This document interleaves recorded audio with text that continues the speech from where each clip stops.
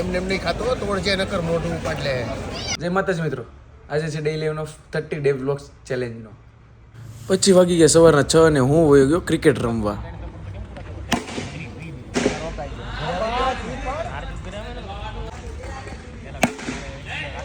રમીને આવીને કરી લીધો નાસ્તો.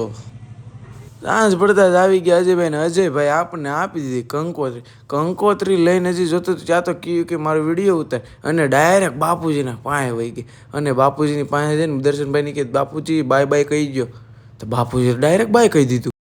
પછી પડી ગઈ રાત ને અમે વયા ગયા નાસ્તો કરવા. નાસ્તો કરતા કરતા તો મારા પપ્પા કે એમને એમ નહીં ખાતો, તોડ જે નકર મોઢું ઉપાડ લે.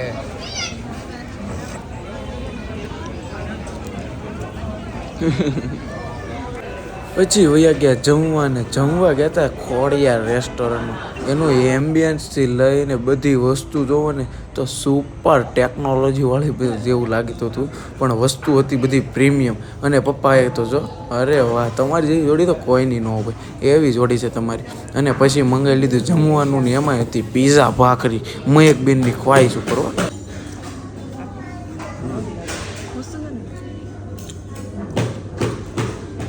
હાલો બધા પીઝા ભાખરી ખાવા. હું પીઝા ભાખરી ખાવા આવો. ન ખાવી હોય એને. પછી પાછી મેં મંગાવી લીધી લસ્સી. મમ્મી અને 5 સ્ટારમાં લઈ ગયા હોય ને તો છે ને આમ જો આપણે કાઠિયાવાડી. હા ભાઈ હા. ધ્યાન આ તો ચચી આવું છે તો જો આમ જોતા હાથેથી કાંઈ ઉઘરી.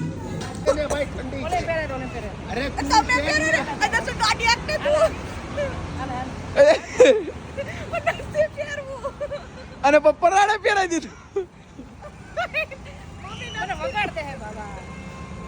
આમ જોતા